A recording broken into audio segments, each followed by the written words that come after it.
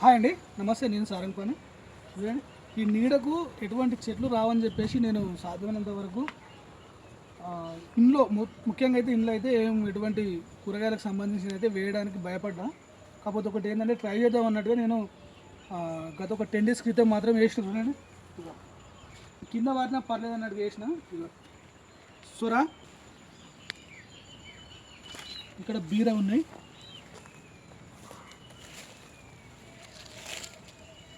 ఇక్కడ చిక్కుడు. ఈ నీడకున్నాయి అనుకున్నా కానీ పర్లేదు, మనకు మొలకైతే ఎత్తినాయి. మనకు ఎటువైపు కొంతవరకు తీయలాగా వారిని మనకు హ్యాపీయే.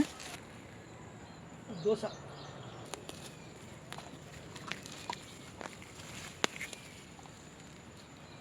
ఇక్కడ సుర అలాగే ఇప్పుడే పికప్ అవుతుంది. అది ఇక్కడ కూడా 2-3 చూడొచ్చు. ఆల్రెడీ పూత అనేది స్టార్ట్ అయింది.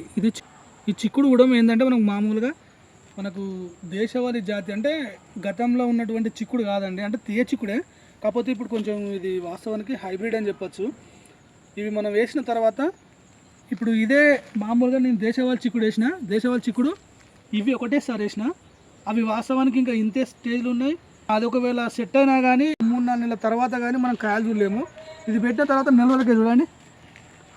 ఇవి యాసిన్ చిక్కుడు అంటారు కదా, అవి కూడా కాదు, ఇవి ప్యూర్ మనకు తీగలాగానే వస్తుంది. కాకపోతే ఏంటంటే ఎటువంటి రోగాలకైనా ఓర్చుకొని మనకు ఈ విధంగా రెడీ అవుతాయి. ఇవి హైబ్రిడ్ చిక్కుడు, తీగ చిక్కుడే.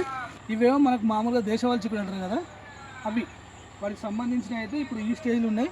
ఇవేమో ఆల్రెడీ పూత కూడా వచ్చినాయి. చూడండి, వాటికి వీటికి ఇది ఒకటి డిఫరెన్స్ ఉంటుంది అన్నట్టు.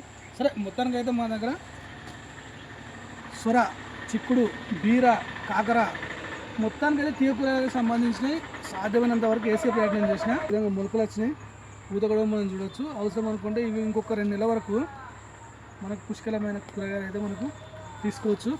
Please subscribe my channel. Thank you.